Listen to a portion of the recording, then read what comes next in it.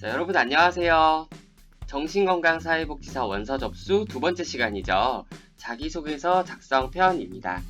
여러분들 원서 접수하는데 자꾸 막 내 것만 좀 미끄러진다, 서류가 광탈하는 것 같다 라고 생각이 든다면 자기소개서를 한번 수정해 보시는 걸 권유드리도록 하겠습니다.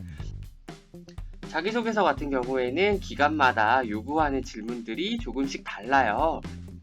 가장 많이 물어보는 성장 과정, 그리고 지원 동기, 업무 수행 계획, 이 세 가지만 좀 다뤄보도록 하겠습니다. 자, 일단 제가 생각하는 이 세 가지 질문의 중요도는 이렇습니다. 자, 성장 과정보다는 지원 동기에 좀 더, 그리고 지원 동기보다는 업무 수행 계획에 좀 더 전략적으로 작성해 보시는 걸 저는 권유를 드리고 있습니다. 자, 제가 중요도를 이렇게 매긴 이유는요, 제가 생각하기엔 이렇습니다. 성장 과정은 내가 어떤 사람인지 보여주기 위한 질문이고, 지원 동기는 내가 얼마나 간절한지, 그리고 업무 수행 계획은 내가 얼마나 준비가 되어 있는지 드러나는 이런 질문이라고 저는 생각하기 때문에 간절함과 준비가 되어 있다는 점을 보여주시면 좋을 것 같습니다. 여기서 작성하는 것에 있어서 제가 드리고 싶은 핵심은 성장 과정은 여러분들을 소개해 주시고요. 지원 동기 같은 경우에는 터닝 포인트 점이 들어가 있으면 정말 좋을 것 같아요. 업무 수행 계획은 충분히 본인 스스로를 어필해 주셨으면 좋겠습니다. 자, 성장 과정의 핵심 키워드 뭐라고 했죠? 인트로듀스, 소개, 나를 소개합니다. 네, 여러분들을 소개해 주시는 란입니다. 여러분들이 어떻게 성장해 왔는지 작성해 주시면 되는데, 여러분들 성장 과정 너무 루즈하게 쓰시는 분도 굉장히 많아요. 뭐 저는 외동아들로 태어나서 뭐 어떻게 지냈고 라든지, 뭐 저희 가족은 뭐 어떤 가족이고 뭐 어떻게 살아왔고 막 하시는 분들이 있는데, 그렇게 막 여러분들 살아온 과정들 이렇게 담는 것도 중요하긴 하지만, 가장 중요한 건 여러분들이 성장하면서 어떤 것들을 좀 배웠는지, 이러한 부분들이 들어가면 저는 너무 좋을 것 같다고 개인적으로 생각이 듭니다. 자, 여러분들 작성하는 거 어려움이 있을 것 같아서 제가 예를 들어서 제가 지금 방금 한번 작성을 좀 해왔어요. 제가 두 가지 키워드로 작성을 했는데, 저는 예전에 아르바이트를 했던 경험을 가지고 팀워크를 배웠다, 팀워크와 관련돼서 좀 어떻게 얻게 되었다 라는 점으로 작성을 한번 해봤습니다. 한번 보실게요. 저는 가정 형편이 넉넉지 않았기에 대학생 때부터 주유소나 편의점, 공장 등 다양한 아르바이트를 했던 경험이 있습니다. 아르바이트를 할 때에는 그저 시간이 빨리 흘러서 퇴근을 하고 급여를 받았으면 좋겠다는 생각뿐이었습니다. 그래서인지 아르바이트는 항상 한 군데를 오래 다니지 못하고 계속 다른 일을 구하곤 했었습니다. 그런데 저에게는 2년이라는 긴 시간 동안 대학교를 진학하며 집에서 가깝지도 않았던 에버랜드에서 근무했던 순간이 있었습니다. 에버랜드는 여지껏 주유소나 편의점, 공장에서 일했을 때는 느낄 수 없었던 팀워크가 저에게는 큰 매력으로 다가왔습니다. 일을 혼자서 하는 것이 아니라 서로 의지하고 지지해주는 팀원들과 함께 하는 것을 처음으로 경험해 본 것입니다. 저는 그 이후로부터 주변 사람들의 힘듦을 함께 나누고 해결할 수 있도록 조력하는 사람으로 성장했다고 생각합니다. 라고 제가 방금 작성을 해봤어요. 급하게 작성한 거라서 이게 완벽한 문장은 아니지만 여러분들한테 어느 정도 이런 포인트가 들어갔으면 좋겠다라고 설명해 드리고 싶어서 작성한 부분이 있는데요. 일단은 별 내용 아니에요. 그쵸? 아르바이트 해본 경험이 여러분들도 분명히 있을 수 있고, 여러 아르바이트를 하는 경험은 굉장히 흔한 일이죠. 근데 그 흔함에서 무언가 얻는 거를 쓰는 게 굉장히 좋다고 생각하거든요. 많은 사람들이 이해할 수 있는 내용이라고 생각을 해요. 그래서 저는 소재를 아르바이트로 잡았던 거고요. 여기서 일단 배웠다는 점 부각돼야 되기 때문에 지금 들어가는 부분, 항상 한 군데를 오래 다니지 못하고 계속 다른 일을 구하곤 했었습니다 라는 부분은 이제 줄곧 이제 한 곳을 쭉 꾸준히 다니는 거에 대한 어려움이 있었다라는, 어떻게 보면 굉장히 치명적인 말이에요. 근데 그 이후에 대학교 기간이 3년제, 4년제 하죠. 그 기간 동안 2년이라는 긴 시간 동안, 그것도 가깝지 않았던, 거리감이 좀 멀었던 그런 곳에서 근무를 했었다. 2년 동안이나 했구나 라고 한다면 충분히 수령기간 1년 버틸 수 있겠구나 라고 생각이 들 수도 있겠죠.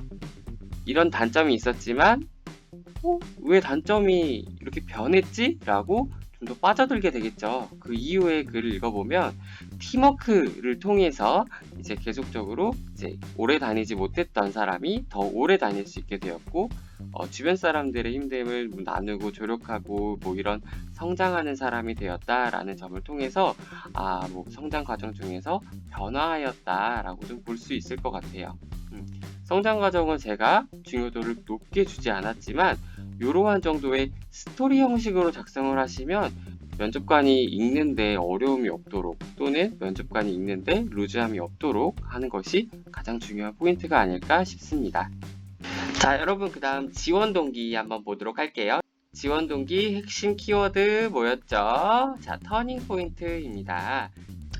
자, 여러분들 지원 동기 작성하는 거 있어서도 제가 예시로 한번 작성을 해봤는데요. 이번에 제가 작성은 이제는 자원봉사 경험 그리고 정신장애 관련돼서 키워드로 따왔습니다. 한번 보도록 할게요. 저는 땡땡대학교에서 사회복지과를 진학하면서 땡땡 정신보건기관에서 자원봉사를 우연히 하게 되었습니다. 해당 기관으로 자원봉사를 선정한 이유는 단순히 저희 집에서 가깝다는 이유였습니다. 하지만 진로 계획이 없었던 저에게 그 순간 이후로 뚜렷한 목표와 계획이 생기게 되었습니다.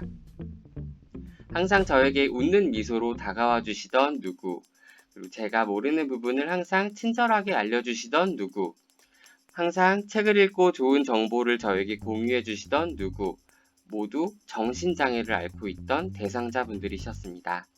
제가 이전까지 가지고 있었던 편견이 잘못된 것이었음을 깨닫고 참 많이 반성했습니다. 그 이후 저는 이 사람들을 위해서 편견 없는 세상을 만들고 싶기에 이 분야에서 누구보다 더 열심히 공부하고 배우고 싶어졌습니다. 저의 열망을 이 기관에서부터 한 걸음 한 걸음 시작하고 싶습니다. 라고 작성을 급하게 좀 써봤어요. 네, 터닝 포인트라고 했죠. 제가 키워드가. 그래서 저는 여러분들 사회복지과 많이 나왔을 텐데 사회복지과에서 자원봉사는 굉장히 흔한 일이죠. 또 흔한 거에서 뭔가 찾아내는 거, 이걸 저는 좀 중요한 포인트로 봐요. 그래서 이렇게 좀 작성한 스토리고요. 여기서의 터닝 포인트는 어떤 거죠? 바로 편견이에요. 네, 정신장애인 분들에 대해서 원래는 안 좋게 생각했었지만, 그리고 정신장애인에 대해서는 원래는 기능이 많이 현저히 떨어지시는 분이라고 생각했지만, 어떻게 좀 내용이 어땠죠? 항상 웃는 미소로 다가와주고, 항상 친절하게 무언가를 알려주고, 뭐 항상 좋은 정보를 알려주고, 나보다 더 뛰어난 사람들이었다. 근데 결국에는 정신장애인 분들이었다 라고 한다면, 이건 여태까지 알고 있던 것에 대한 잘못된 편견이었던 거죠. 그래서 여기서부터 내가 바뀌게 된 계기, 이러한 것들을 좀 작성하는 것이 저는 개인적으로 중요하다고 생각이 들어서 이렇게 한번 작성을 해봤습니다. 여러분들 지금 제가 계속적으로 이제 예시를 들어서 말씀을 드리고 있는데, 이 예시를 들어서 말씀드리는 거는 여러분들은 당연히 뭐 터닝 포인트 되게 쓰세요, 뭐 어떻게 쓰세요 하면 여러분들 감이 안 와요. 그치, 당연한 얘기지, 그렇게 하면 좋겠지 라고 생각이 들지만, 여러분들이 이렇게 문장으로 뭔가 본다고 한다면 이걸 읽으면서 뭔가 아이디어가 떠오르면서 여러분들이 본인의 스토리를 잘 작성할 거라고 생각이 들기 때문에 이렇게 제가 예시를 들어서 좀 설명을 드리는 부분이 있습니다. 자, 마지막 업무 수행 계획입니다. 제가 중요도 가장 별을 많이 줬던 파트 중에 하나죠. 업무 수행 계획의 핵심 키워드 뭐였죠? 이거 어떻게 읽더라? 어필입니다. 네, 매력, 여러분들의 매력을 충분히 보여주세요. 네, 저는 두 가지 키워드 이렇게 가지고 한번 작성을 해봤는데요. 이번에는 가지고 있는 자격증 그리고 취미 관련돼서 작성을 했습니다. 업무 수행 계획 같은 경우에는 여러분들이 만약에 여기 합격을 한다면 어떠한 계획을 가지고 있는지, 앞으로 어떻게 할 건지에 대해서 작성하는 란이라고 생각하시면 될 것 같아요. 저는 여기서 제가 가지고 있는 자격증을 가지고 한번 저의 매력을 어필을 한번 한 가지를 해봤어요. 저는 종이접기 자격증을 보유하고 있습니다. 네, 여기서부터 종이접기 자격증은 사실 제가 취미로 땄던 자격증인데요. 이걸 이렇게 별것도 아닌 것 같은 자격증을 여러분들이 충분히 매력적으로 어필할 수 있는 여러분들을 상품이라고 한번 생각을 해보시고 작성을 해보신다면 아마 작성이 아마 좀 수월할 것 같아요. 읽어볼게요. 저는 종이접기 자격증을 보유하고 있습니다. 종이접기는 어렸을 적 누구나 해보았던 놀이라고 많은 분들이 알고 계실 것 같습니다. 종이접기는 소근육 운동을 통해서 뇌를 자극시킬 수 있는 수단으로 한 번, 두 번 접어보면서 이제 접은 이후에 종이 모양을 유추할 수 있게 만들어줍니다. 다양한 기본 접기부터 응용 접기까지 많은 회기 동안 대상자들과 함께 종이를 접어보면서 대상자들의 종이접기 능력 향상은 물론이고 그 과정에서의 긍정적인 효과가 있을 것이라고 저는 생각합니다. 라고 저는 이 업무 수행 계획 중에서도 아주 단편적인 부분만 한번 다뤄봤어요. 이런 식으로 작성해도 된다라고 말씀드리고 싶어서 적은 내용이고요. 일단은 종이접기 같은 경우에는 여러분 그냥 뭐 삼각형으로 접고 네모로 접고 뭐 그냥 정말 단순한 일이라고 생각할 수 있지만 뭐 소근육 운동을 통해서 뇌를 자극시킬 수 있다. 이렇게 여러분들이 별것도 아닌 거에서 굉장히 별거다 이거는 훌륭한 거다라고 여러분들이 어필할 수 있어야 돼요. 여러분들 자격증 가지고 있는 것 중에서도 이렇게 어필할 수 있는 자격증이 충분히 있을 거라고 생각이 들어요. 별거 아닌 것 같지만 여러분들이 충분히 그 자격증에 대해서 의의나 아니면 그런 뜻, 그 자격증으로 얻을 수 있는 것들, 이런 것들 한번 찾아보시는 것도 중요한 포인트가 될 것 같습니다. 그렇게 해서 여기까지 저는 이 세 가지 질문, 많이 나오는 질문 위주로 한번 다뤄봤고요. 여러분들 이후에도 궁금한 점이 있다고 하신다고 한다면 댓글 남겨주시면 최대한 도움 드리도록 하겠습니다. 감사합니다.